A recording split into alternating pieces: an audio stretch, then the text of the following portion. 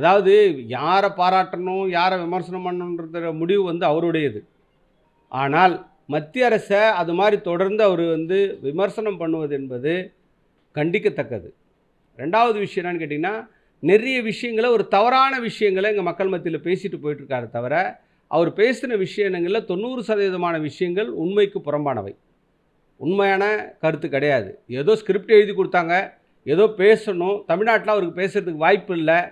புதுச்சேரியில ஏதாவது பேசி 72 நாளைக்கு அப்புறம் இப்ப தான் வெளில வந்துருக்காரு. கரூர் இன்சிடென்ட்க்கு பிரகாரம் 72 நாளைக்கு அப்புறம் இப்ப தான் வந்து அவர் வந்து வெளில வந்து பேசியிருக்காரு. மக்கள் மத்தியில பேசியிருக்காரு. அப்ப எதையாவது பேசணும் அப்படின்றதுக்காக தான் அவர் ஏதோ பேசிட்டு போயிருக்காரே தவிர, எழுதி குடுத்த ஸ்கிரிப்ட படிச்சுட்டு போயிருக்காரே தவிர, உண்மையில இது கிரவுண்ட்ல அது மாரி இருக்கா அப்படின்னு சொல்லி உதாரணத்துக்கு பார்த்தீங்கன்னா, இன்னைக்கு வந்து கழிவறைகள்லாம் வந்து நெறைய இல்ல அப்படின்னு ஒரு கருத்த பேசுறாரு.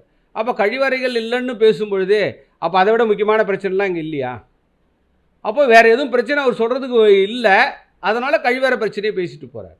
இதுதான் வந்து அவருடைய நோக்கமா இருக்கே தவிர, ஒரு அரசியலுக்காக அது பேசின பேச்சா தான் எடுத்துக்க முடியுதே தவிர, உண்மையில அது வந்து அது மாரி ஒரு சூழல் புதுச்சேரி மாநிலத்தில் இல்லை.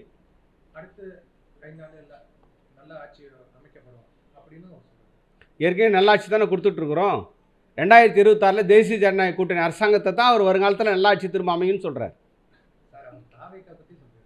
இல்ல அவர் தேசிய ஜனநாயக கூட்டணி அரசாங்கத்த மீண்டும் நல்லாட்சி இங்க புதுச்சேரி மாநிலத்தில வரும்ன்றார். அதுதான் அவர் மறைமுகமா சொல்லிட்டு போயிருக்கிறார்.